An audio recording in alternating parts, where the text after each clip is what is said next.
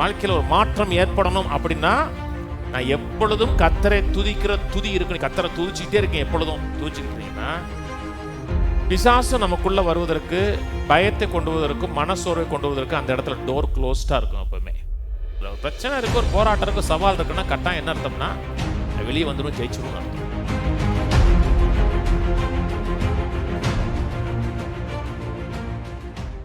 போன வாரத்திலிருந்து மனசோர்வை எவ்வாறு மேற்கொள்வது என்பதை பற்றி பார்த்தோம். அதுக்கு உபாகம் 30 ஆரம்பித்தோம். உபாகம் 32 6வது வசனம், நீங்கள் படன் கொண்டு திடமனதாயிருங்கள், அவர்களுக்கு சொல்லும் பொழுது கானான் தேசத்துக்குள்ளே அவர்கள் பிரவேசிக்க போகும் பொழுது அவர்களுக்கு எதிராக இருக்க எல்லா ராட்சசர்களுக்கு, எல்லா விதமான எதிரிகளுக்கு, சத்துருக்களுக்கு பயப்படவும் திகைக்கவும் வேண்டாம். உன் தேவனாய கர்த்தர் தாமே உன்னோட கூட வருகிறார், அவர் உன்னை விட்டு விலகுவதும் இல்லை, உன்னை கைவிடுவதும் இல்லை என்று சொன்னான். பின்பு மோசே யோசுவாவை அழைத்து இஸ்ரவேல் எல்லாரும் பார்த்து கொண்டிருக்க அவனை நோக்கி, பலன் கொண்டு திடமனதாயிரு, கர்த்தர் அவர்களுக்கு கொடுப்பேன் என்று இவர்களுடைய பிதாக்களுக்கு ஆணையிட்ட தேசத்துக்கு இந்த ஜனத்தை அழைத்து கொண்டு போய் அதை இவர்கள் சுதந்திரிக்கும்படி செய்வாய். வேதம் முழுவதும் பார்த்தோம்னா 7ஆம் வசனம் ஆரம்பிக்கும் சொல்லுகிறார், பலன் கொண்டு திடமனதாக இருக்கிறாரு. 6ஆம் வசனத்தில் பயப்படவும் திகைக்கவும் வேண்டாம். வேதம் முழுவதும் நீங்கள் பார்த்தீங்கன்னா இந்த வசனம் அடிக்கடி இருக்கும். நீ பயப்பட வேண்டாம், நீ கலங்க வேண்டாங்கிற வார்த்தை வேதம் முழுவதும் இருக்கும். ஏன் கர்த்தர் அதை அடிக்கடி சொல்கிறார்? நம்ம பிரசங்கம் பண்ணும் போதும் கேட்போம், படிக்கும்போது பார்த்துருப்போம். ஏன் அதை அப்படி சொல்கிறார் என்றால், நாம் பலன் கொண்டு திடமனதாக இல்லைன்னா கர்த்தர் நமக்காக வைத்திருக்கிற சுதந்திரத்தை அனுபவிக்க முடியாது. இஸ்ரவேல் மக்களுக்கும் அவர்கள் பலன் கொண்டு திடமனதாக இல்லை அப்படின்னா அவர்களுக்காக தேவன் ஏற்கனவே வாக்குத்தத்தம் பண்ணின, ப்ராமிஸ் பண்ண அந்த ப்ராமிஸ் லேண்டுக்குள்ளே போய் அவர்கள் சுதந்திரத்தை அனுபவிக்க முடியாது. நீங்கள் அவங்களுடைய ஹிஸ்ட்ரி அப்புறம் படித்து பார்த்தீங்கன்னா, யோசுவாவுக்கு அப்புறம் படித்து பார்த்தீங்கன்னா, அதுக்கு முன்னாடியும் சரி, அதாவது அந்த வெளியிருந்து வந்தாங்க இல்லையா, அவனுடைய வாழ்க்கையும் பார்த்தோம்னா அந்த பயந்து கலங்கி கோழைத்தனமாக இருந்த அத்தனை மக்களும் வனாந்தரத்தை செத்து போயிட்டாங்க. அவர்களுக்காக தேவன் வாக்குத்தத்தம் பண்ணின அந்த வாக்குத்தத்தத்தை அவர்கள் சுதந்திரிக்கலை. அது அவர்களுக்கு சொந்தமானது, அவர்களுக்கு உரியது. ஆனால் அவர்கள் பயப்படாமல், கலங்காமல், திகைக்காமல் இல்லாதபடியினாலே அவர்கள் அதை சுதந்திரிக்கலை. அதனால தான் வேதம் முழுவதும் இந்த வார்த்தை இருக்கிறது. சில சொல்கிறாங்க 366 முறை இருக்குங்கிறாங்க, சில 365ங்கிறாங்க. நான் 700 முறை இருந்தால் கூட நம்புவேன். ஏன்னா கர்த்தர் எது நம்மை உருவாக்கும், எது நம்மை அழிக்குன்னு அவருக்கு தெரியுங்கிறதுனால தான் வேதம் முழுவதும் பயப்படாதே, பலன் கொண்டு திடமனதாக என்கிற வார்த்தை அடிக்கடி வருது. 7ஆம் வசனம் ஃபுல்லாக வாசிக்கிறேன், 8ஆம் வசனம் வாசிக்கிறேன். பின்பு மோசே யோசுவாவை அழைத்து இஸ்ரவேல் எல்லோரும் பார்த்து கொண்டிருக்க அவனை நோக்கி, என்ன அந்த மனுஷன் கர்த்தருடைய வார்த்தைக்கு கீழ்ப்படுகிற மனுஷனை, உட்படுகிற மனுஷன், அவனை நோக்கி பலன் கொண்டு திடமனதாயிரு, கர்த்தர்களுக்கு கொடுப்பேன் என்று இவருடைய பிதாக்களுக்கு ஆணையிட்ட தேசத்துக்கு நீ இந்த ஜனத்தை அழைத்து கொண்டு போய் அதை இவர்கள் சுதந்திரிக்கும்படி செய்வாய். ஏன் இந்த மனுஷனை கவனிக்கும்படி திரும்பி செயல் சொல்கிறார் என்றால், ஏற்கனவே சொல்லியிருக்கிற உபாகம் 1 வருது. போன வாரம் வாட்சி கமிட்டி உபாகம் 1 இதே வார்த்தை வருது. இதே வார்த்தை உபாகம் 31 மோசே தன்னுடைய வாழ்க்கையின் கடைசியில் யோசுவா அழைத்த வார்த்தையை சொல்கிறார். 30 லட்சம் மக்கள் வந்தாங்க. 30 லட்சம் மக்களில் 2 பேர் தான் போனாங்க. பயப்படாமல் கலங்காமல் இருந்தது 2 பேர் தான். அந்த 2 பேர் மட்டும்தான் உள்ளே போனாங்க. பயந்தவர்கள், கலங்கினவர்கள் உள்ளே போகவே இல்லை. 15 லட்சத்துக்கு ஒருத்தன், ரேஷியோ ரொம்ப மட்டமான ரேஷியோவாக இருக்குது. 15 லட்சத்தில் ஒரே ஒருத்தன் தான் பயப்படலை, கலங்கலை. திரும்பியெல்லாம் 8ஆம் வசனம் வாசிக்கிறேன். கர்த்தர் தாமே உனக்கு முன்பாக போகிறவர், அவர் உன்னோட இருப்பார், அவர் உன்னை விட்டு விலகுவதும் இல்லை, உன்னை கைவிடுவதும் இல்லை. நீ பயப்படவும் கலங்கவும் வேண்டாம். நீ பயப்படவும் கலங்கவும் வேண்டான்னு கர்த்தர் சொல்லும் பொழுது அநேக மக்களுடைய மனதில் என்ன இருக்குது என்றால், அது ஒரு ஆவிக்குரிய வாழ்த்து மாதிரி நினைக்கிறாங்க. கர்த்தர் நம்ம, ஹலோ பிரதர் பயப்படாதீங்க கலங்காதீங்க அப்படின்ட்டு ஏதோ ஒரு அறிவுரை சொல்லுகிறது மாதிரி நினைக்கிறாங்க. கர்த்தர் அறிவுரை சொல்லலை, கர்த்தர் கட்டளை கொடுக்குறாரு. பயப்படவும் கலங்கவும் வேண்டான்னு கர்த்தர் சொல்றார் என்றால் அந்த வார்த்தையை நம்ம ஏற்றுக்கொள்கிறோம், விசுவாசிக்கிறோம் என்றால் பயப்படாமலும் கலங்காமலும் இருக்கக்கூடிய அந்த பொட்டன்சியலும் சேர்ந்து வருகிறது. ஏன்னா தேவனுடைய வார்த்தை ஒரு நாளும் வெறுமையாக வருவது கிடையாது. வேதம் சொல்லுகிறது no word of God is void of பவர்ன்னு இருக்கு. தேவனுடைய எந்த வார்த்தையும் வல்லமை இல்லாமல் போவது கிடையாது. கர்த்தர் ஒரு வார்த்தை அனுப்புகிறார் என்றால் அந்த வார்த்தை ஒரு மனிதன் தன் இருதயமாய நிலத்தில் ஏற்றுக்கொண்டு விசுவாசிக்கிறான் என்றால் பயத்தை எதிர்க்கக்கூடிய அந்த பொட்டன்சியல் அவனுக்கு வருது. பயத்தின் எண்ணங்கள் வரும். அந்த பயத்தின் எண்ணங்கள் வரும் பொழுது அந்த பயத்தை மேற்கொள்வதற்கும் எதிர்கொள்வதற்கும் அவனுக்கு ஒரு ஆற்றல் வருது. கர்த்தர் சொல்றாரு, நீ பயப்படவும் கலங்கவும் வேண்டான்னு என்ன சொல்லணும்? அப்படியாக்கும் அப்படி சொல்லக்கூடாது. ஆமென் ஆண்டவரே, நான் பயப்பட மாட்டேன் ஆண்டவரே, நான் கலங்க மாட்டேன் ஆண்டவரே, எப்பேற்பட்ட எதிர்மறையான காரியங்கள் வந்தாலும் நான் கேஸ்ட் டவுன் பண்ணிட மாட்டேன், அப்படியே கீழே போய் கலங்கி மனசோர்வடைந்திட மாட்டேன். கையில் ஊதி சொல்லுவேன், நான் பயப்பட மாட்டேன், கலங்க மாட்டேன். எனக்கு எதிரடையாக ஒரு சேனையே எழும்பினாலும் நான் பயப்பட மாட்டேன், கலங்க மாட்டேன். ஆமென். அது ஒரு சாய்ஸ். அது நான் தெரிந்தெடுக்கக்கூடிய ஒரு தெரிந்தெடுத்துதல். பயப்படக்கூடிய எண்ணங்கள் வரும், மனசோர்வு வரும், அப்படியே எந்திரிச்சு எலும்பி நிற்பது கூட எண்ணங்கள் வராது. அப்படியே கீழே அப்படியே டவுனாகி கிடக்கிற மாதிரி எண்ணங்கள் வரும். அப்படிப்பட்ட எண்ணங்கள் வரும் பொழுதும் அந்த உணர்வு வந்துருச்சு, பயப்படுகிற உணர்வு வந்துருச்சு, கலங்கிற உணர்வு வந்துருச்சுன்னா நான் யுத்தத்தில் தோத்துட்டேன்னு கிடையாது. சில அறிகுறிகளை நாம் உணர்கிறோம்னு அர்த்தம். சில காரியங்களை பார்க்குறோம், சில அறிகுறிகளை உணர்கிறோம்னு அர்த்தம். உடனே தேவன் சொன்ன வார்த்தை எடுத்துக்கொண்டு பயத்திற்கு என் வாழ்க்கையில் இடம் கிடையாது. நான் கர்த்தர் சொல்லியிருக்கிறேன், நீ பயப்படவும் கலங்க வேண்டாம்னு சொன்னார். நான் பயப்பட மறுக்கிறேன், பயத்தை எதிர்க்கிறேன். இயேசு நாமத்தில் பயமே என் எண்ணத்திலிருந்து, என் சிந்தையிலிருந்து, என் குடும்பத்திலிருந்து, என் வாழ்க்கையிலிருந்து வெளியே போன்னு இயேசு நாமத்தில் சொல்லணும். சொன்ன உடனே பயம் போயிடும். ஆனால் பயம் திரும்பி வரும். அதாவது நம்ம ஊரில் சொல்லுவாங்க தெரியுமா, கேவலமாக திட்டுவாங்க, வெக்கம் கட்ட பயம் தெரியுமா. எத்தனை முறை திட்டினாலும் திரும்பி வர்றேன் பார்த்தியா மையன். பிசாசு அப்படிப்பட்டவங்க.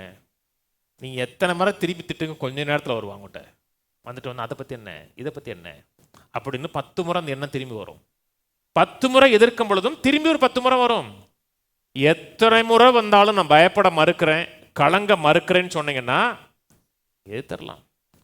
ஆனால் நான் எவ்வளோ முறை இந்த எண்ணங்கள் திரும்ப திரும்ப திரும்ப வருதே அப்படின்னு சொல்லி நீங்கள் விட்டுட்டீங்கன்னா என் மனசோர்வு அடைஞ்சிருவீங்க.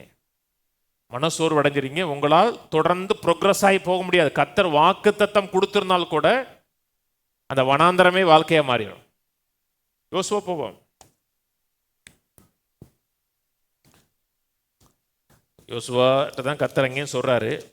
கர்த்தர் சொன்ன வார்த்தை எடுத்து மோசே சொல்கிறாரு. திரும்பி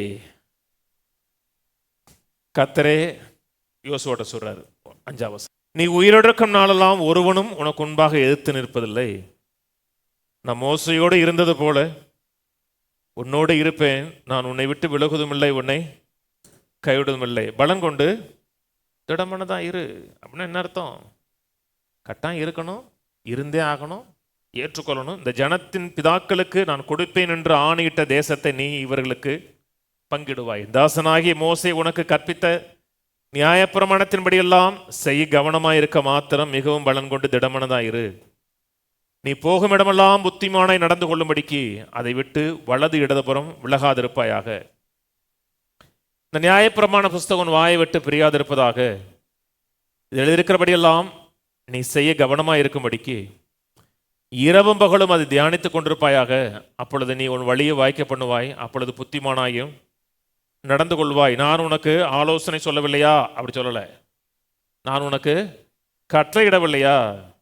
பலன் கொண்டு திடமனதாயிரு, திகையாதே, கலங்காதே.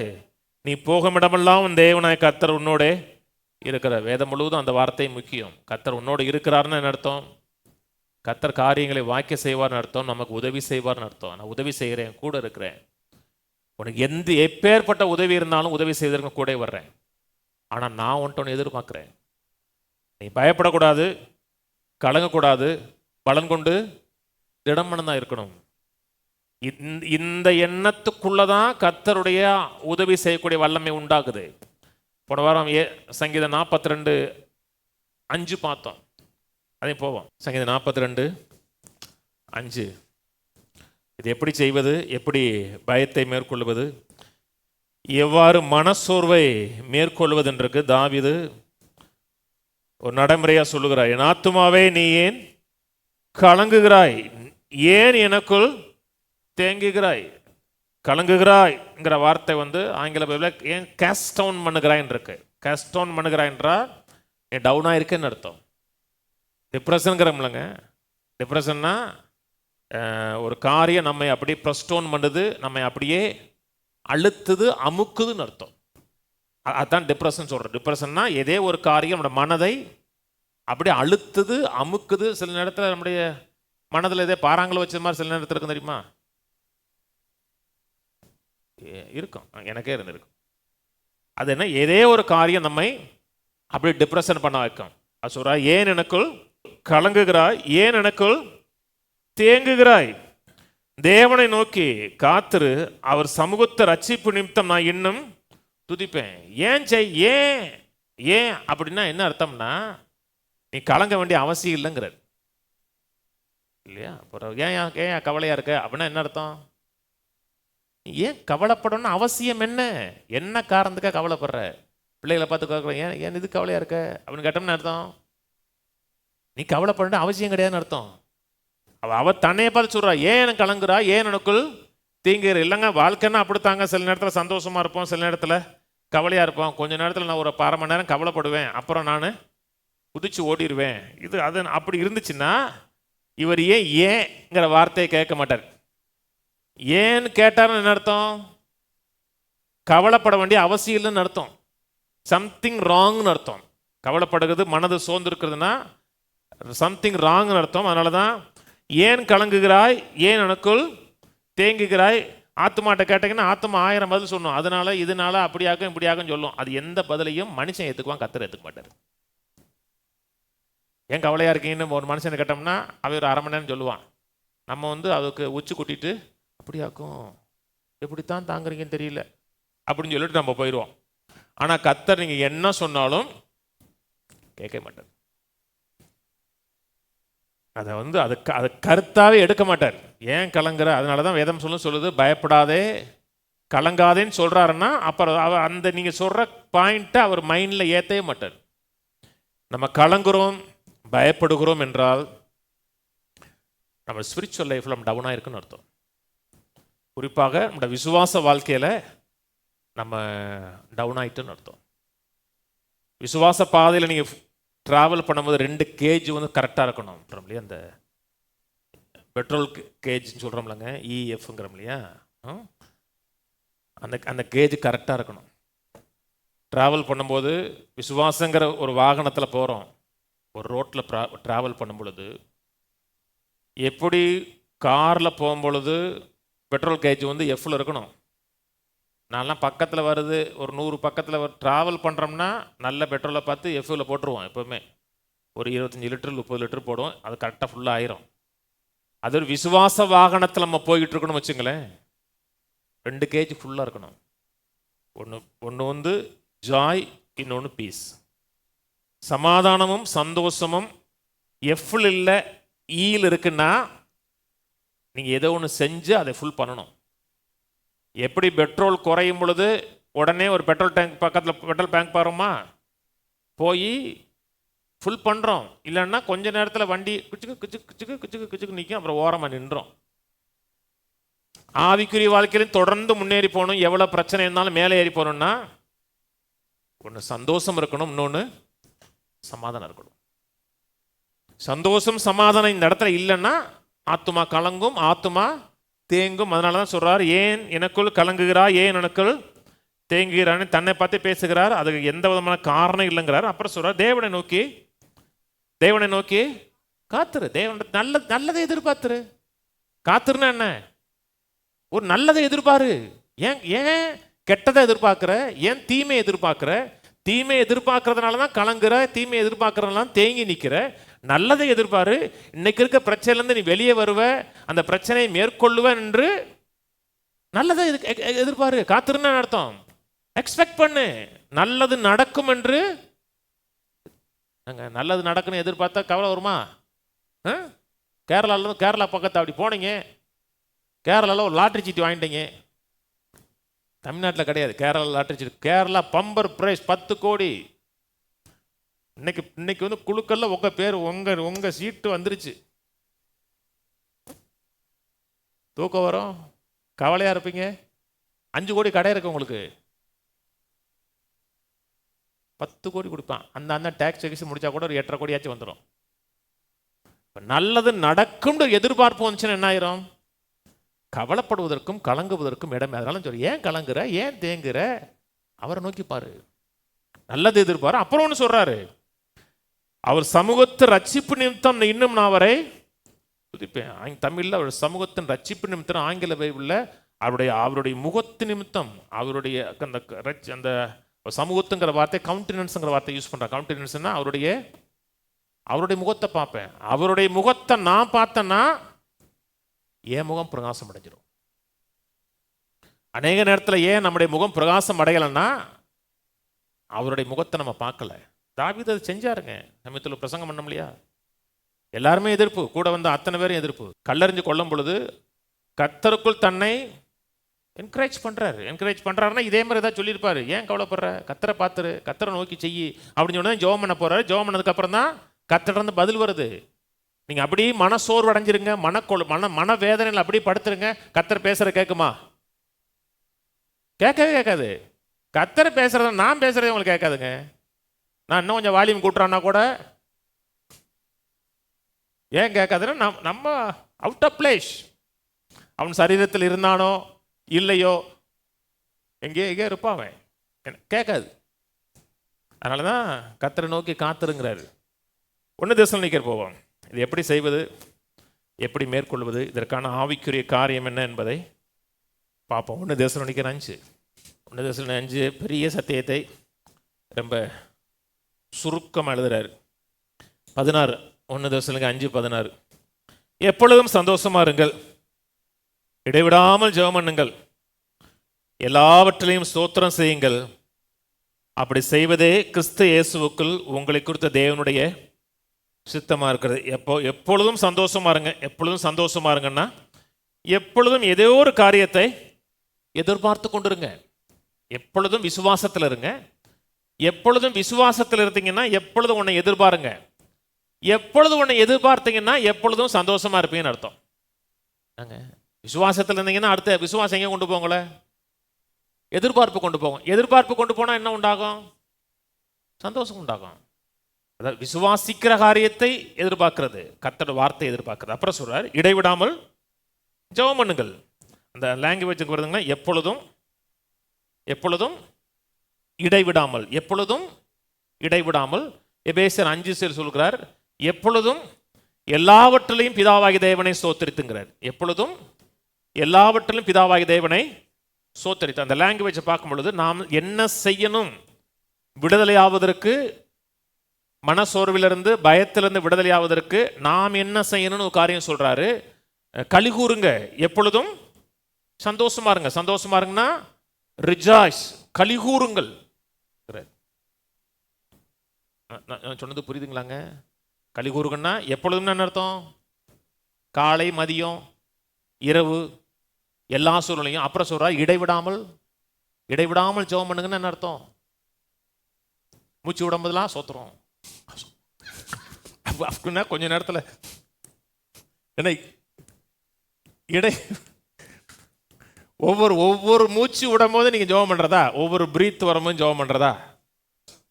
தூங்க வேணாமா? நம்ம இடைவிடாம ஜெபம் பண்ணா கொஞ்ச நேரத்தில் நமக்கு ஜெபம் பண்ணுவாங்க. என்ன சொல்றாருன்னா, ஜெபம் பண்றதை நிப்பாட்டிடாதீங்க. கர்த்தர்ட்ட பேசுகிறத நிப்பாட்டிடாதீங்க. கர்த்தர் உங்கள்கிட்ட பேசுகிறதை நீங்க கேட்காம விட்டுறாதீங்க. ஒரு எண்ணம் வருதுன்னா உடனே என்ன செய்யணும்? ஜெபம் பண்ணுங்க. அப்போ சில இடத்துல ஏதாச்சும் ஒரு எண்ணம் வந்துச்சுன்னா, ஆண்டவரே ஆசீர்வதிங்கமே அப்படின்னா என் மைண்டில் ஏதோ ஒரு எண்ணம் வந்திருக்குன்னு அர்த்தம். அந்த எண்ணத்துக்கு விரோதமாக நான் இன்னொரு காரியத்தை கேட்குறேன்னு அர்த்தம். அதுக்கு நான் உடனே முழங்கல்பட்டு பரலோக பிதாவே இயேசு நாமத்தில் வர்றேன் அப்படி சொல்ல முடியாது. ஒவ்வொரு முறையும் கை ஊற்றி அதான் சிஸ்டம். அப்புறம் இயேசு நாமத்தில் பிதாவே நம்ம தாங்க இயேசு நாமத்தில் பிதாவின்னு முடிக்கிறோம். பைபிளில் எந்த ஒரு ஜெபமும் இயேசு நாமத்தில் பிதாவின்னு முடியவே இல்லைங்க. ஏதோ ஒரு ஜெபம் இருக்கா? ஆனால் ஜெபிக்க ஆரம்பிக்கும்போது எப்படி இருக்கணும்? அன்புள்ள பிதாவே இயேசு நாமத்தில் வர்றேன். கடைசி தான் சொல்கிறேன். நான் பெட்டிஷன் வந்து என் நடைப்பில் சொல்லலை, இயேசு நாமத்தில் சொல்கிறேன் முடிக்கிறேன். தப்பு கிடையாது. அப்போஸ்தலனாகிய பவுல் ஜெபம் பண்ணாரா? பரலோகத்தின் பிதாவை நோக்கி இயேசுவை, அதெல்லாம் கரெக்டாக போகிறாரு. ஆனால் அப்படித்தான் முடிக்கணுமானா, ஆனால் நீங்கள் ஒவ்வொரு எண்ணம் வரும் பொழுதும் தேவனை நோக்கி பேசுங்க, தேவனிடத்தில் முறையிடுங்க. சங்கீதம் 34 சொல்கிறாரு, கர்த்தரை எக்காலத்திலும் ஸ்தோத்திரிப்பேன், அவரை துதிக்கும் துதி எப்பொழுதும் என் வாயில் இருக்கும். எக்காலத்திலும், எப்பொழுதும், இடைவிடாமல், எல்லாவற்றிலும். அப்படின்னா என்ன? அப்படின்னா என்ன சொல்ற வர்றாரு? ஞாயிற்றுக்கிழமை வந்து கடைசி ஒரு பாட்டு மட்டும் பாடிட்டு போங்கிறாரா? என்ன சொல்ல வாராருங்க? இதுதான் ஒரு வாழ்க்கை முறையா இருக்கணுங்கிறாரு. எப்பொழுதும், எல்லாவற்றிலும், இடைவிடாமல், அப்புறம் சொல்றாரு எக்காலத்திலும் அவரை ஸ்தோத்தரிப்பேங்கிறாரு. நான் சொன்னது புரியுதுங்களா? இது என்னது? வாழ்க்கையில் ஒரு திருப்புமனை வருவதற்கான கீ. என் வாழ்க்கையில் ஒரு மாற்றம் ஏற்படணும் அப்படின்னா நான் எப்பொழுதும் கர்த்தரை துதிக்கிற துதி இருக்கணும். எப்போ பார்த்தாலும் கர்த்தரை துதிக்கிறோம். அதாவது அவுட் ஆஃப் மைண்ட் இல்லை, கர்த்தரை குறித்த சிந்தையோடு.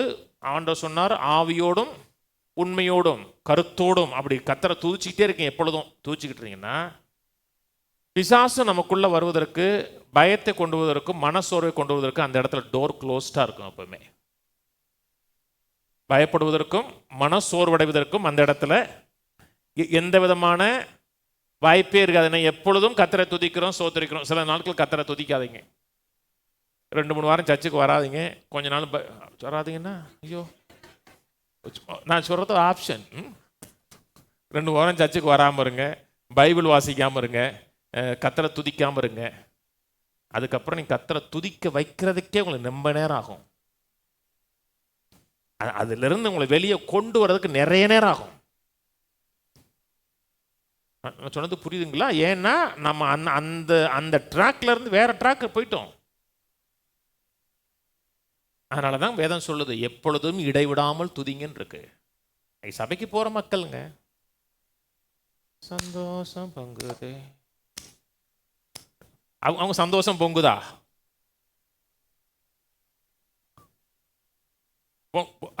அவங்க அவங்க முகத்தை பார்த்தாவே அப்படியே பரிதாபமாக இருக்கும். ஆனால் அவங்க பொங்கும். எங்கே பொங்குது? ஏன்னா அவங்களுக்கு வந்து அவங்க மனசோர்வில் இருந்துக்கிட்டு பாடுவாங்க. 1000 எண்ணங்கள், 1000 பிரச்சனைகள் அப்படியே டாமினேட் பண்ணியிருக்கும். ஆனால் வாய் மட்டும் இருக்கும், துதி இருக்காது. ஏன் கர்த்தர் துதிக்க சொல்கிறார்? கர்த்தர் ஏன் நம்ம சோத்திரிக்க சொல்கிறாரு? துதிகளின் மத்தியில் வாசம் பண்ணுகிறவன் இருக்கு.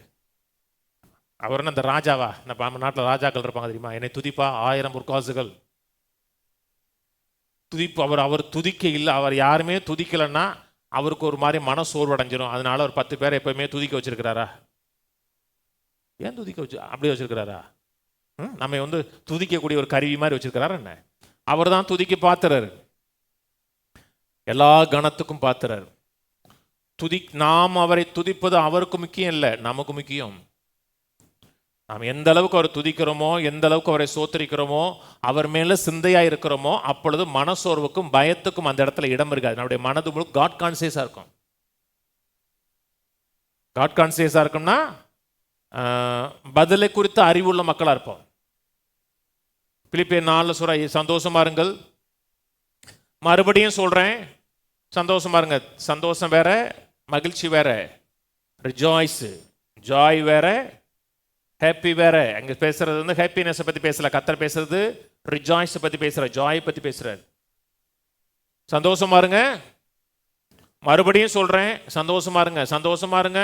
மறுபடியும் சொல்றேன், சந்தோஷமா இருங்கன்னு என்ன அர்த்தம்?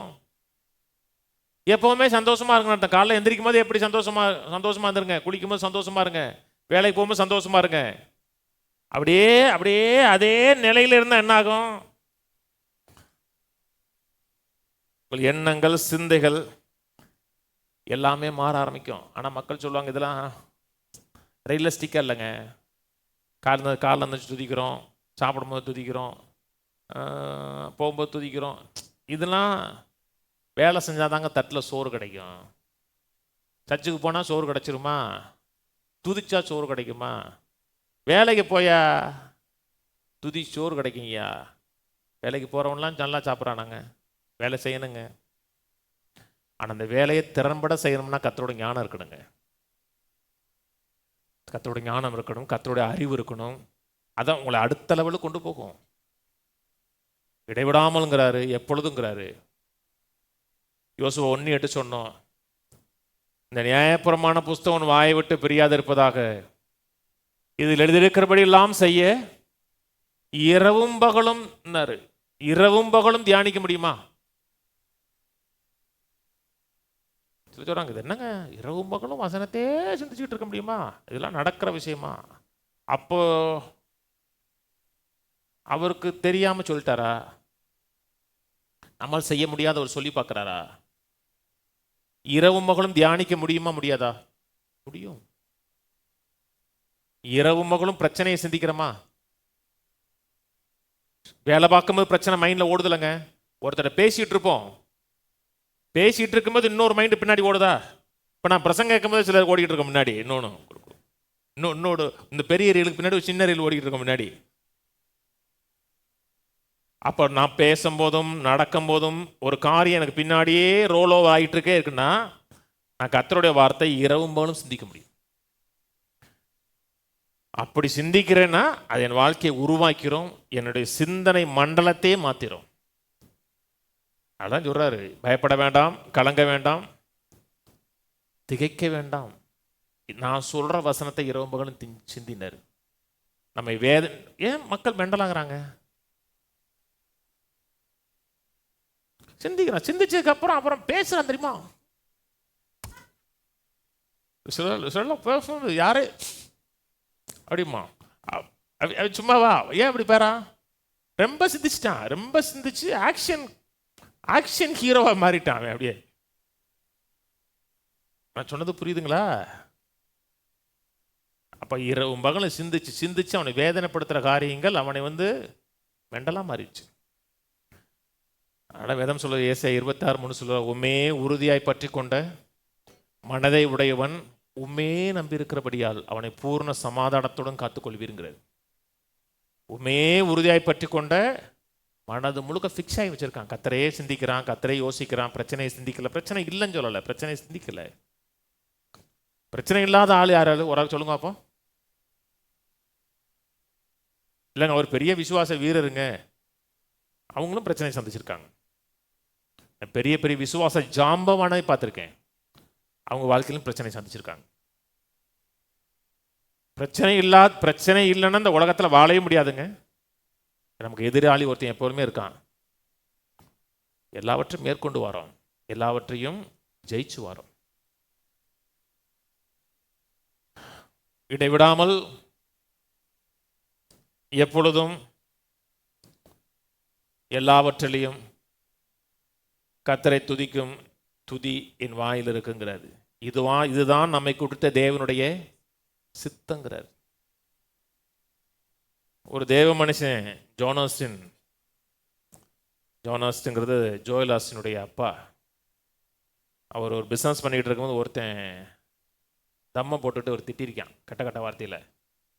கட்ட வார்த்தை திட்டும் போது பிரேஸ் தி லார்ட், ஹல்லேலூயா, கர்த்தருக்கு மகிமை உண்டாகட்டும், கர்த்தரோட நாமம் மகிமைப்பட்டு, அவர் சொன்ன வேற மாதிரி சொல்லியிருக்க, கண்டினியூஸாக சொல்லியிருக்கான். அவன் தம்மை போட்டுட்டு என்ன கொஞ்சம் பேச விடியான்னு இருக்கான்.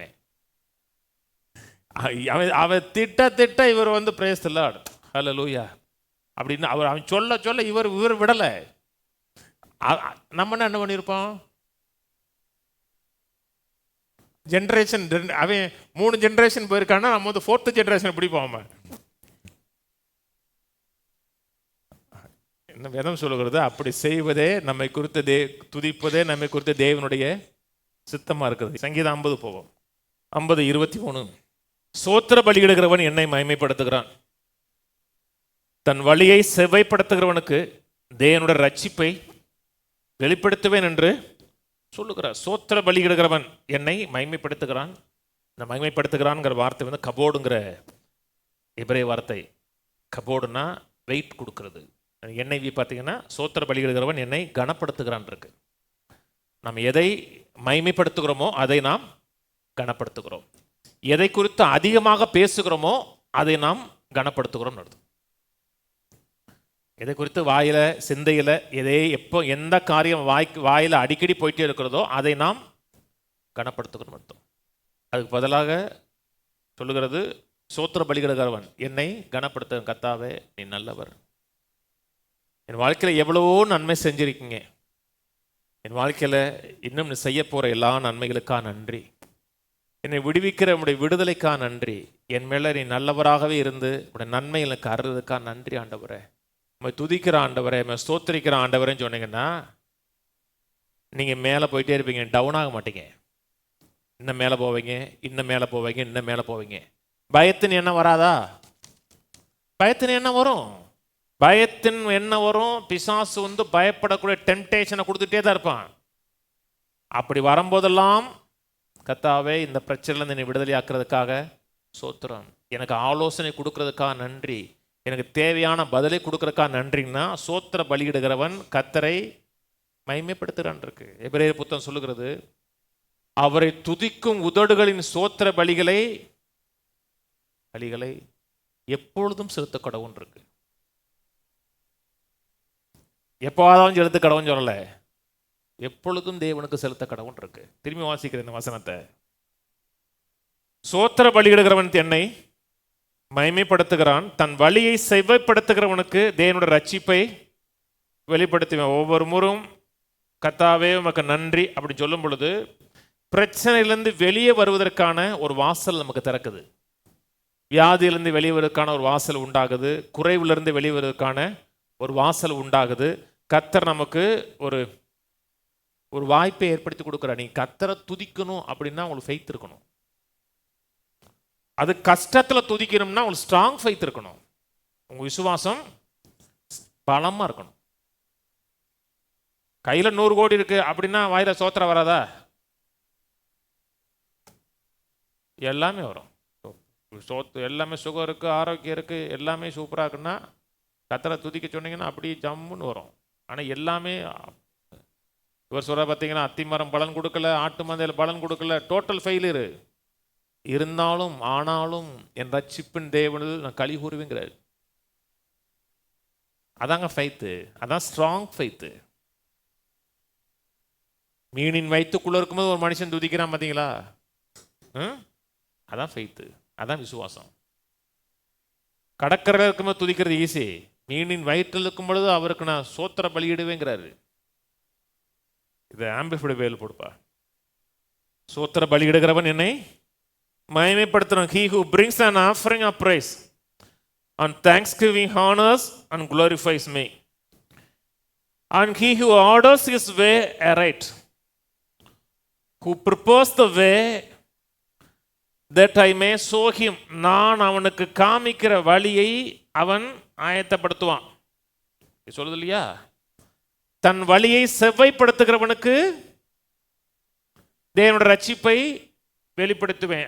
வழியை செவ்வாய்ப்படுத்துறான். எப்படி செவ்வாய்ப்படுத்துறான்?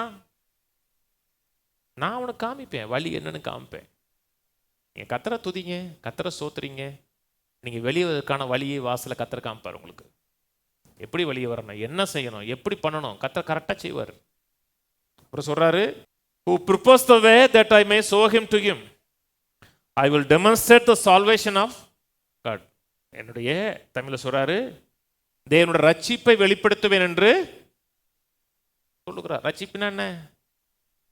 விடுதலை, மனசோர்விலிருந்து விடுதலை, வியாதியிலிருந்து விடுதலை, தரித்திரத்திலிருந்து விடுதலை. யாருக்கு? சோத்திர பலியிடுகிறவன். பலியிடுவதற்கான சூழ்நிலை இல்லாட்ட கூட கர்த்தருக்கு தூதிகளை செலுத்தினான். சங்கீதம் 40:16, உம்மை தேடுகிற அனைவரும் உமக்குள் மகிழ்ந்து சந்தோஷப்படுவர்களாக, ரட்சிப்பை விரும்புகிறவர்கள் கர்த்தருக்கு மகிமை உண்டாவதாக என்று எப்பொழுதும் சொல்ல. இந்த வேர்டு வந்து வேதம் முழுக்க இருக்கு. கர்த்தர் உமக்கு ரட்சிப்பை விரும்புகிறவர்கள் கர்த்தருக்கு மகிமை உண்டாவதாக என்று. ஏதாச்சும் ரட்சிப்பை விரும்புறீங்களா? நான் நரகத்திலேருந்து வெளியே வர்றது சொல்லலை, கடன்லேருந்து வெளியே வர்றது, வியாதியிலேருந்து வெளிவர்றது, கஷ்டத்திலேருந்து வெளிவர ஏதோ ஒரு ரட்சிப்பு, ஒரு விடுதலை எதிர்பார்க்குறோம் இல்லையா?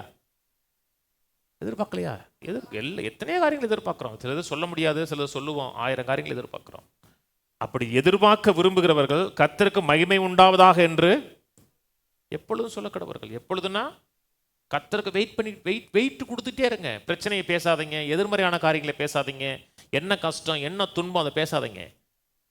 அப்படி பேசுனீங்கன்னா பிரச்சனைக்கு வெயிட் கொடுக்குறீங்க.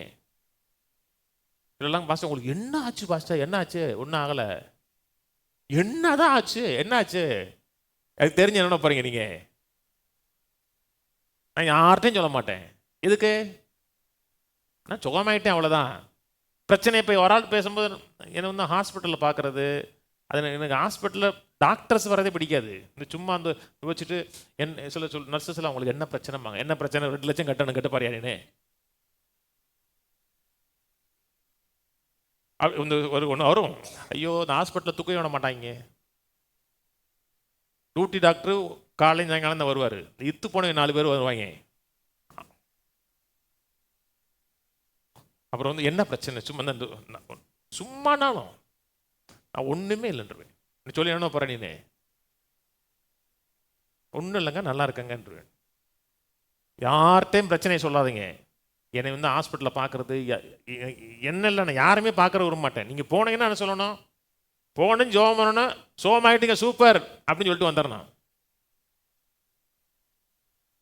சொன்னது பிரச்சனைகளையும் போராட்டங்களையும் சொல்லவே சொல்லாதீங்க. எப்போ பார்த்தாலும் கர்த்தருக்கு மகிமை உண்டாவதா, கர்த்தருக்கு மகிமை உண்டான்னு சொன்னால் பிசாசு உங்கள் சைடில் வர்றதுக்கு டோரை க்ளோஸ் பண்ணிட்டே இருப்போம். ஒரு டோரை க்ளோஸ் பண்ணால் இன்னொரு டோர் வழியாக வருவாங்க. அவன் மானங்கட்டைன்னு சொல்கிறான் பார்த்தீங்களா? அவன் தான் முன்னாடி ஓட்டுற பின்னாடி வந்து தட்டுவான். உடனே முறுமுறுத்தரக்கூடாது. என்ன வாழ்க்கை, என்ன கஷ்டம், என்ன துன்பம், வாழ்ந்து எண்ணத்தை கண்டோம், ரசிக்கப்பட்டு எண்ணத்தை கண்டோம் அப்படி சொன்னீங்கன்னா ரொம்ப சந்தோஷப்படுவான். டோர் ஓப்பன் ஆயிரும். உங்களுக்கு எவ்வளோ பிரச்சனைகள், எவ்வளோ போராட்டங்கள், என்ன சவால் வந்தாலும் கர்த்தரை துதிக்கிற துதி உங்கள் வாயை விட்டு போவே வேணாம். உலகம் முழுதும் பிரச்சனையை பேசுகிற உலகங்க. இந்த பிரச்சனையை பேசுகிற உலகத்தில் கர்த்தர் எதிர்பார்க்கிறது என்னுடைய ஜனங்கள் விசுவாசத்தை பேச நினைக்கிறார். விசுவாசம் எப்பொழுதுமே பதில பேசுங்க. நான் உனக்கு என்ன செய்ய வேண்டும் என்று இருக்கிறாய் சொன்ன உடனே எவனுமே தன் வாழ்க்கையில் நான் எவ்வளோ நாள் பிச்சை எடுத்தேங்க, நான் அதெல்லாம் எவனுமே பேசலைங்க. எவ்வளோ நாள் பிச்சை எடுத்தேன், எவ்வளோ பிச்சை போடலை, நான் சுகமாக வேண்டும் என்று இருக்கிறேன். ஒரே வரி பதில பேசுகிறான். உன் விசுவாசம் உன்னை ரட்சித்ததுன்னாரு. அப்படி பேசி பாருங்க, அந்த மனசோர்வுலேருந்து அப்படி மேலே எழும்பிடுவாங்க. கர்த்தர் நம்மை பார்க்குற விதம் வேற, உங்களை பார்க்குற விதம், என்னை பார்க்குற விதம் வேற. கர்த்தர் உங்களை உப்பா பார்க்குறாரு, ஒளியா பார்க்குறாரு. உப்பு சாரமற்று போனால்னாரு. இந்த உலகம் கெட்டு போகாமல் இருப்பதுக்கு ஒரு காரியம் என்ன? நீங்கள் நானும் இருக்கோம். நீங்களும் நானும் இல்லைன்னா இந்த உலகம் வேற லெவலில் இருக்கும். அதனால சொன்னாரு, இடைவிடாமல் ஜெபம் பண்ணுங்கள், எப்பொழுதும் தேவனுக்கு சோத்திரம் செலுத்துங்க. இப்படியே பேசிட்டு இருந்தீங்கன்னா பயத்துக்கும் மனசோர்வுக்கும் அங்கே இடம் இருக்காது. பயப்படுகிற எண்ணம் வருமா? வரும். வந்துச்சுன்னா அந்த எண்ணத்தை ஆங்கிலத்தில் கரெக்டாக சொல்கிறாங்க, டோன்ட் என்டர்டைன் த தாட்டுங்கிறாங்க. என்டர்டைன் பண்ணுறேன்னா அதை உட்காந்து பொழுது போய்கிட்டு இருக்கக்கூடாது. அப்படியே உட்காந்துட்டு அதே சிந்திச்சு பாருங்க. 1/2 மணி நேரம் ஓடும், 1 மணி நேரம் ஓடும். அந்த எண்ணம் உங்கள் மனதில் உட்காருவதற்கு இடம் கொடுக்கக்கூடாது. ஏசி 61 போகும். ஏசி 61:1 கர்த்தராகிய தேவனோட ஆவியானவர் மேல் இருக்கிறார். இதுதான் இயேசுநாதர் பிரசங்கம் பண்ணார். கர்த்தருடைய ஆவியானவர் மேல் இருக்கிறார். அந்த ஆவியானவர் மனசோர்வின் ஆவியானவர் கிடையாது. அந்த ஆவியானவர் பயமுறுத்துகிற ஆவியானவர் கிடையாது. தேவன் நமக்கு பயமுள்ள ஆவியை கொடுக்கலன்னு இருக்கு. இயேசு கிறிஸ்துவின் மேலே ஒரு ஆவியானவர் இருந்தார். அந்த ஆவியானவர் குறித்து பேசும் பொழுது ஆயில் ஆஃப் கிளாட்னஸ்ங்கிற ஆனந்த தைலத்தினால் அபிஷேகம் பண்ணினான் இருக்கு. நீர் உம்முடைய தோழரை பார்க்கலும் ஆனந்த தைலத்தினால் அபிஷேகம் பண்ணினார். அவர் மேலே ஒரு அபிஷேகம் இருந்துச்சு. அந்த அபிஷேகங்கிறது ஆயில் ஆஃப் கிளாட்னஸ் இருக்கு. ஆனந்த தைலத்தினால் அவரை அபிஷேகம் பண்ணினார். வாசிக்கிறேன். கர்த்தராகிய தேவனோட ஆவியானவர் மேல் இருக்கிறார். சிறுமைப்பட்டவர்களுக்கு சுவிசேஷத்தை அறிவிக்க கர்த்தர் என்ன அபிஷேகம் பண்ணினார். இருதயம் நொறுங்குண்டவர்களுக்கு காயம் கட்டுதலையும், சிறைப்பட்டவர்களுக்கு விடுதலையும், கட்டுண்டவர்களுக்கு கட்டவிழ்த்தலை கூறவும், கர்த்தருடைய அனுகிரக வசத்தையும் நம்முடைய தேவன் நீதியை சரிக்கட்டும் நாளையும் கூறவும், துயரப்பட்டவர்கள் அனைவருக்கும் ஆறுதல் செய்யவும் சீயோனிலே துயரப்பட்டவர்களை சீர்படுத்தவும், அவர்களுக்கு சாம்பலுக்கு பதிலாக சிங்காரத்தையும், துயரத்துக்கு பதிலாக ஆனந்த தைலத்தையும், ஒடுங்கின ஆவிக்கு பதிலாக துதியின் ஆவியும் கொடுக்கவும் அவர் என்னை அனுப்பினார். அவர்கள் கர்த்தர் தம்முடைய மகிமைக்கன்று நாட்டின நீதியின் விருட்சங்களாக இருப்பார்கள். கர்த்தர் ஒரு இடத்துல மேனிஃபெஸ்ட் ஆகிறார், கர்த்தருடைய பிரசன்னம் ஒரு இடத்துல மேனிஃபெஸ்ட் ஆகுதுன்னா அங்கே ரெண்டு காரியம் இருக்கும். அங்கே இடத்துல சமாதானம் இருக்கும், இன்னொன்று சந்தோஷம் இருக்கும். அங்கே கவலை இருக்காது, அங்கே கண்ணீர் இருக்காது. பரலோகம் ஏன் பரலோகமாக இருக்கு? அங்கே ரெண்டே ரெண்டு தான் இருக்கும். ஒன்று சந்தோஷம் இருக்கும், இன்னொன்று சமாதானம் இருக்கும். அங்கே கவலை இருக்காது, கண்ணீர் இருக்காது, நீங்கள் கவலைப்படுவதற்கான எதுவுமே இருக்காது. அதனால தான் பரலோகம் பரலோகமாக இருக்கு. வேதம் சொல்லுது இல்லையா, அஸ் த டேஸ் ஆஃப் ஹெவனான அர்த்தம் இருக்கு இல்லையா, பரலோகமே பூமியில் இருக்கிறது போலன்னு இருக்குக்கா. தமிழ் அவ்வளோ சிறப்பாக இருக்காது. கேஜேவில் தான் நல்லா இருக்கு. அஸ் த டேஸ் ஆஃப் ஹெவனான்னு அர்த்தம் இருக்கும். பரலோகம் பூமியில் இருக்குது போலன்னு இருக்கும். தமிழில் எப்படி இருக்குன்னா, பூமிக்கு மேலே வானம் இருக்கும் நாட்களை போல உன்னுடைய பிள்ளைகள் நாட்களும் பிள்ளைகளுடைய பிள்ளைகள் நாட்களும் இருக்கும். பரலோகமே பூமியில் இருக்குன்னா அங்கே சந்தோஷம் இருக்கும், அங்கே சமாதானம் இருக்குன்னு அர்த்தம். கர்த்தர் ராஜரியம் செய்கிறார் இருக்குன்னா, கர்த்தர் ஒரு இடத்துல ராஜரியம் செய்கிறான்னு என்ன அர்த்தம்? அங்கே பீஸ் அண்ட் ஜாய் இருக்கும், சமாதானம் சந்தோஷம் இருக்கும். கையில் ஊதி சொல்லுவோம், கர்த்தரை எக்காலத்திலும் ஸ்தோத்தரிப்பேன், அவரை துதிக்கும் துதி எப்பொழுதும் என் வாயில் இருக்கும். சோத்திர பலியிடுகிற நான் கர்த்தரை மகிமைப்படுத்துகிறேன். ஆமேன் ஆமேன். அந்த 3ஆம் வசனம் சொல்லுகிறார், துயரத்துக்கு பதிலாக ஆனந்த தைலத்தையும், ஒடுங்கின ஆவிக்கு பதிலாக துதியின் ஆடையையும். ஒடுங்கின ஆவிக்கு பதிலானா ஸ்பிரிட் ஆஃப் ஹெவினஸ் இருக்கு. ஹெவினஸ்னா ஏதோ பாரம் இருக்கிறது மாதிரி. அப்புறம் சொல்றாரு, ஒடுங்கின ஆவிக்கு பதிலாக துதியின் ஆடையையும், துயரத்துக்கு பதிலாக ஆனந்த தைலத்தையும் இருக்கார். நீங்கள் மனசோர்வடைஞ்சிருக்கீங்கன்னா, பணக்குழப்பத்தில் இருக்கீங்கன்னா, நீங்கள் சைக்காட்ரிஸ்டே பார்க்குறீங்கன்னா ஒரு மாத்திரை கொடுப்பாரு. அவரே ஒரு மனக்குழப்பத்தில் ஒரு மாத்திரை கொடுப்பாரு. அதை வாங்கிட்டு நீங்கள் என்ன செய்யலாம்னா நிம்மதியாக தூங்கலாம். உங்களுக்கு அதுக்கப்புறம் கவலையே இருக்காது. தெரியுமா ஏன் கவலை இருக்காது? நீங்கள் அதை பற்றி சிந்திக்க மாட்டீங்க. நீங்கள் அப்படியே இருப்பீங்க, மறுபடியும் தூக்க கலக்கமாக இருப்பீங்க. மயக்க மருந்து கொடுத்தா என்னங்க உங்களுக்கு தெரியும்? அதுக்கப்புறம் ஒன்றுமே தெரியாதுங்க. அது என்ன, உங்களுக்கு மயக்க மருந்து அடித்து உங்களை அப்படியே வாழ வைக்கிறது மாதிரி. பதில் சைக்காட்ரிஸ்ட் கிடையாது, பதில் கர்த்தருடைய சமூகத்தில் தான் இருக்கு. சொல்ற துதியின் ஆடைங்கிறார் இல்லையா? ஆடைன்னா என்ன அர்த்தம்? இப்போ இது கோட்டு, இதை கலட்டுக்கெல்லாம் மாட்டிக்கலாம் இல்லையா?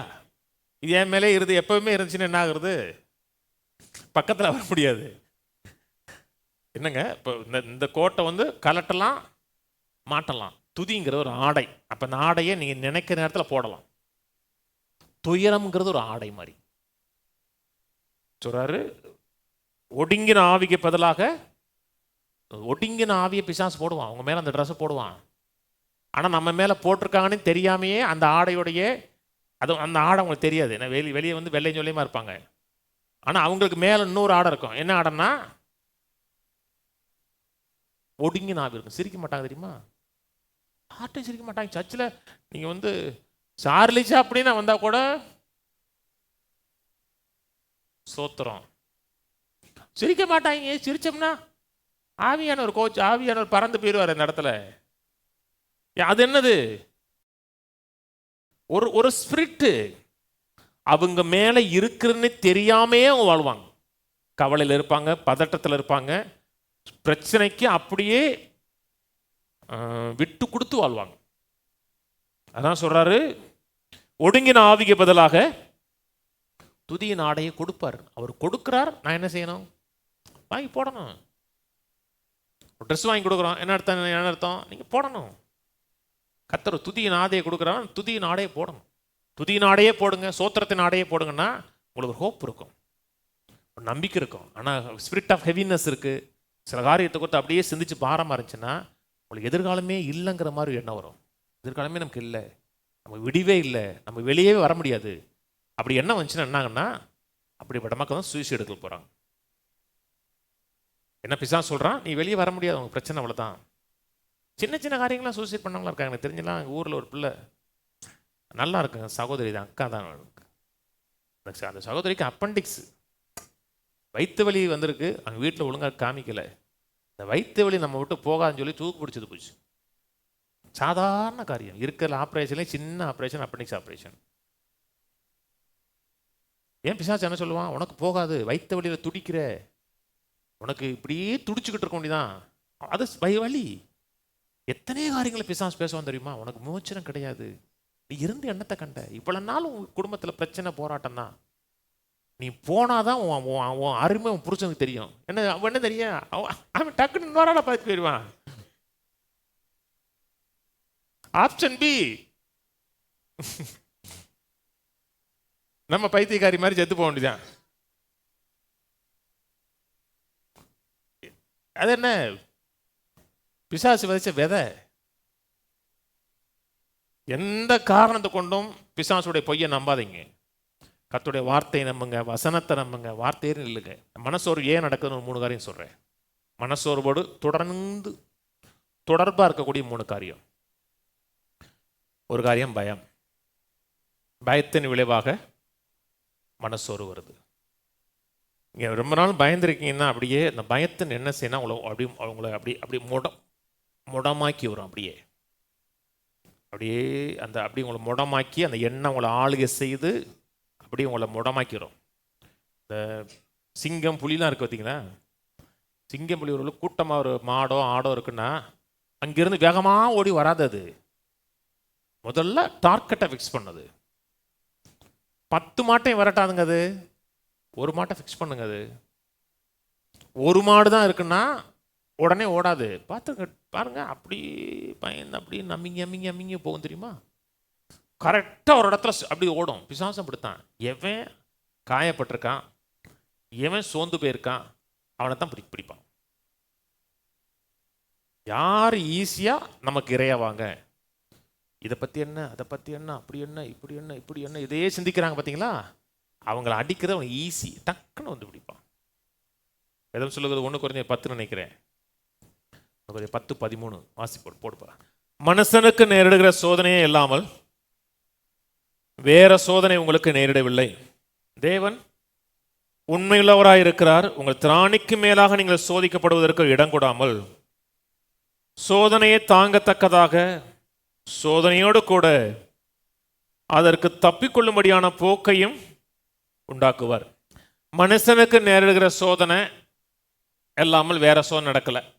நீங்கள் ஸ்பெஷல் கிடையாது, யாருமே ஸ்பெஷல் கிடையாது. எல்லாரும் யாரையோ ஒரு மனிதன் சந்தித்த பிரச்சனை தான் சந்திச்சிருக்கோம். அதில் ஒரு காரியம் அழகாக சொல்கிறாரு, உங்கள் திராணிக்கு மேலாக சோதிக்கப்படுவதற்கு அவர் இடம் வாங்க மாட்டார்.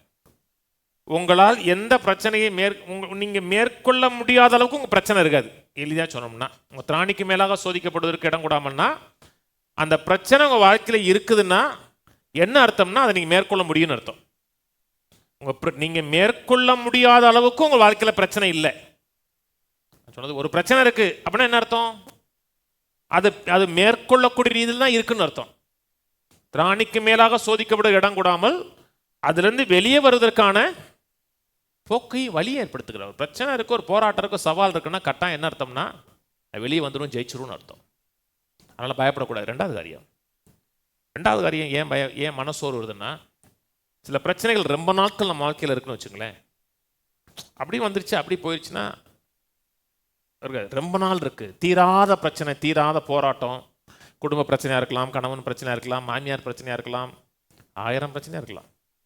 ரொம்ப நாள் பிரச்சனை இருக்குன்னா அந்த பிரச்சனை என்ன செய்யணும்னா உங்களுக்கு மனசோர்வு ஏற்படுத்தும். உங்களுக்குள்ள என்னடா பிரச்சனை தீரவே மாட்டுக்கு, இதோடையே போராடி வாழ்ந்துகிட்டே இருக்கணுமா, என்னத்த வாழ்க்கை அப்படின்னு இருக்கும். என்னத்தை எப்படி இருக்கீங்க, ஆமாம் இருக்கம்ல அப்படிம்பாங்க. ஏன்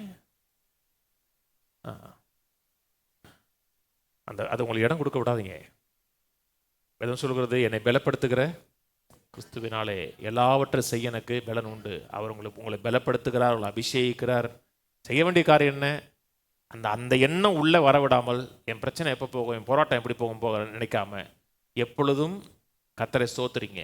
இடைவிடாமல் கர்த்தரை ஸ்தோத்திரிங்க. இடைவிடாமல் கர்த்தரை ஸ்துதிச்சுக்கிட்டே இருந்தீங்கன்னா உங்களை பலப்படுத்துகிற கிறிஸ்து உங்களை மேற்கொள்ள வைப்பார். எப்படி மேற்கொள்ள வைப்பார்னு சொல்லப்பட்டோம்னா, எப்பொழுதும் எல்லாவற்றிலும் எங்களை வெற்றி சிறக்க பண்ணுகிற தேவன் இருக்கு. எப்பொழுதும் எல்லாவற்றிலும் நாம என்ன செய்யணும்? எப்பொழுதும் துதிக்கணும். அவர் என்ன செய்வார்? எப்பொழுதும் வெற்றி சிறக்க பண்ணுவார். ஒரு கனெக்ஷன் இருக்கு. நான் எப்பொழுதும் அவரை துதிக்கிறேன், இடைவிடாமல் ஜெபம் பண்ணுகிறேன், எப்பொழுதும் எல்லாவற்றிலையும் அவரை மகிமைப்படுத்துகிறேன், அவர் எப்பொழுதும் என்னை வெற்றி சிறக்க பண்ணுகிறார். ஒரு கண்டினியூஷன் இருக்கு. நான் அவரை துதிக்கிறேன், அவர் என்னை வெற்றி சிறக்க பண்ணுகிறார். மூணாவது காரியம், மக்கள் ஏன் மனசோர்வு அடைகிறாங்க அப்படின்னா, இன்னொரு ஆளோட நம்ம கம்பேர் பண்றது. நம்ம நல்லா இருக்க நல்லா இல்லை அப்படிங்கிறது அவனுக்கு கவலை இல்லை. அவன்லாம் நல்லா இருக்கான். பிரச்சனை என்ன? நம்ம நல்லா இல்லையே அப்படின்லாம் கவலை இல்லை. அவன் நல்லா இருக்கான். அதாங்க, அதாவது நம்மளை இன்னொரு ஆளோட கம்பேர் பண்றது. வாசிப்போம் 2 கொரிந்தியர் 10:12. ஆகிலும் தங்களை தாங்களே மெச்சிக்கொள்ளுகிற சிலருக்கு நாங்கள் எங்களை சரியாக்கவும் ஒப்பிடவும் துணிய மாட்டோம். தங்களை கொண்டு தங்களை அளந்து கொண்டு தங்களுக்கே தங்களை ஒப்பிட்டுக் கொள்ளுகிற அவர்கள் புத்திமான்கள் அல்ல. சில ஆங்கில பைபிளில் அவர்கள் இன்டெலிஜென்ட் நல்லன்னு இருக்கு, சில ஆங்கில பைபிளில் அவர்கள் முட்டாள்கள் இருக்கு. தங்களை கொண்டுனா இன்னொரு ஆளையும் தங்களையும் கம்பேர் பண்ணுறது, அல்லது கம்பேர் பண்ணுறனாவே இன்னொரு ஆள் இருக்கு, இன்னொரு ஆளோட நம்ம கம்பேர் பண்ணுவோம். ஏதே ஒரு காரியத்தை கொடுத்து அவனை கொண்டு நல்லா இருக்கேன், இவனை காட்டில் நல்லா இருக்கேன், இல்லைனா அவனை காட்டில் மோசமாக இருக்கேன், அப்படி இப்படி பண்ணிங்கன்னா நீங்கள் புத்திமான்கள் இல்லைங்கிறாரு. சில ஆங்கில பைபிளில் நீங்கள் அறிவாளி இல்லைங்கிறாரு. சில பைபிளில் ஃபூல்னு இருக்கு, முட்டாள்கள் இருக்கு. தாவீது மிகப்பெரிய உதாரணம். கோலியாத்தை பார்க்குறாங்க. கோலியாத்து கிட்டத்தட்ட 9 அடி 10 அடி இருக்காங்க.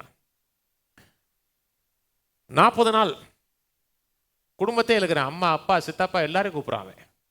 கூப்பிட்டு காலையிலும் சாயங்காலம் திட்டுறான், காலையிலும் திட்டுறான், சாயங்காலம் திட்டுறான்.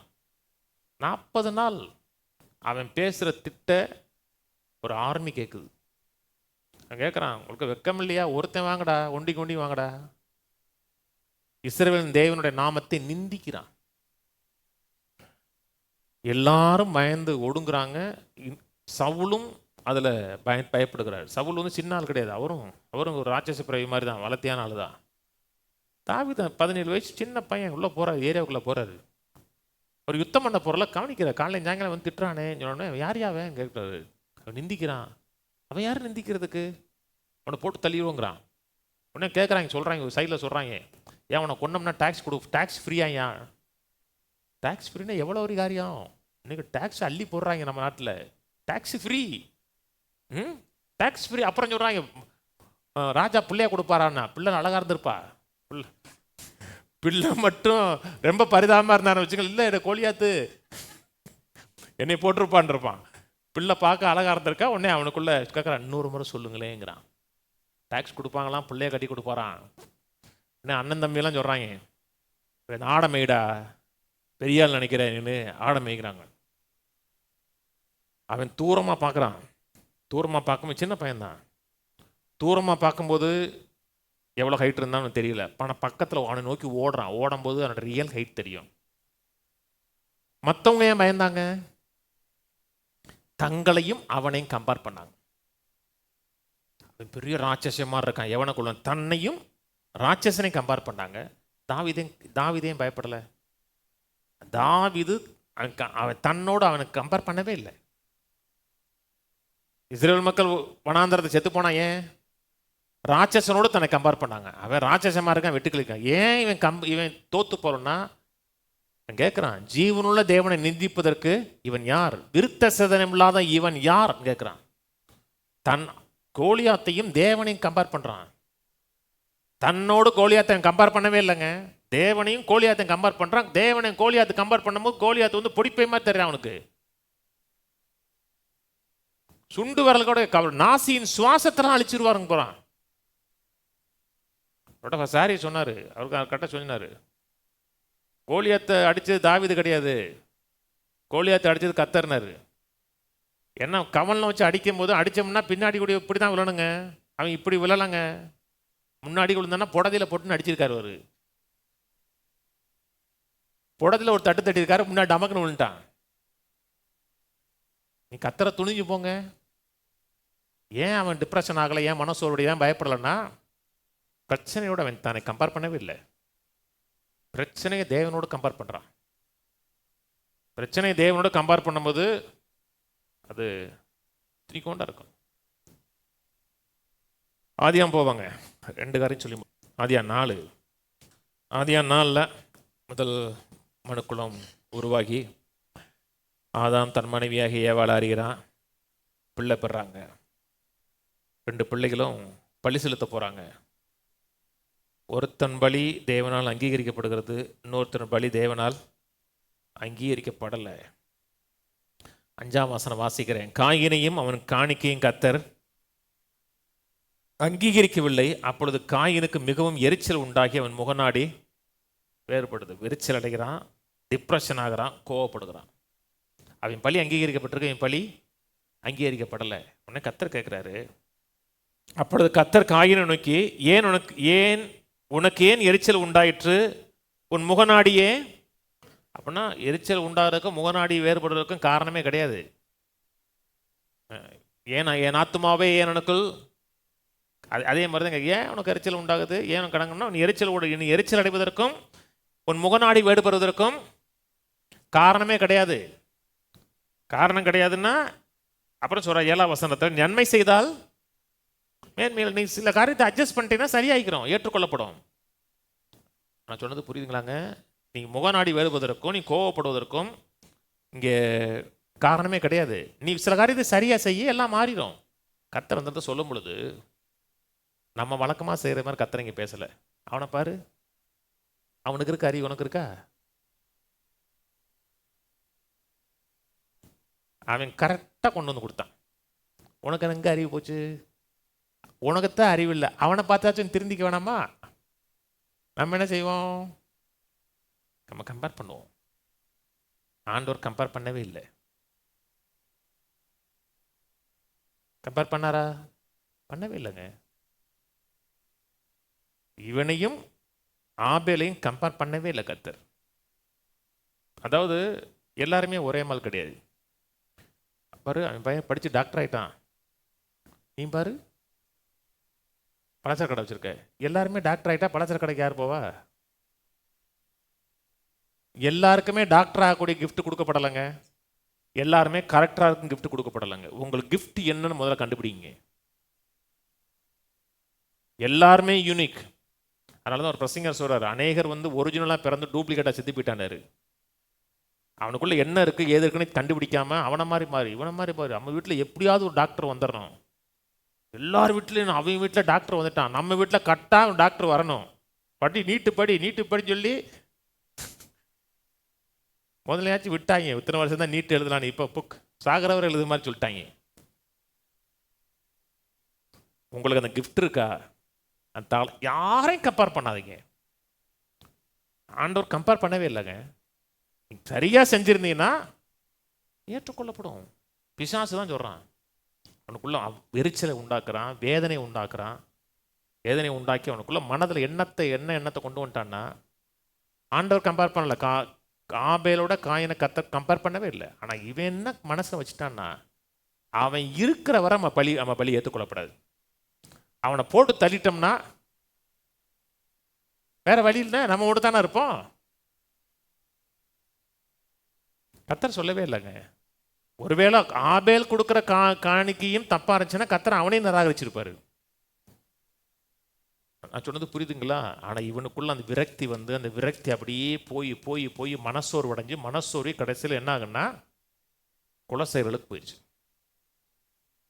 யாரையும் கம்பேர் பண்ணாதீங்க. கடைசியாக 1 கொரிந்தியர் போங்க.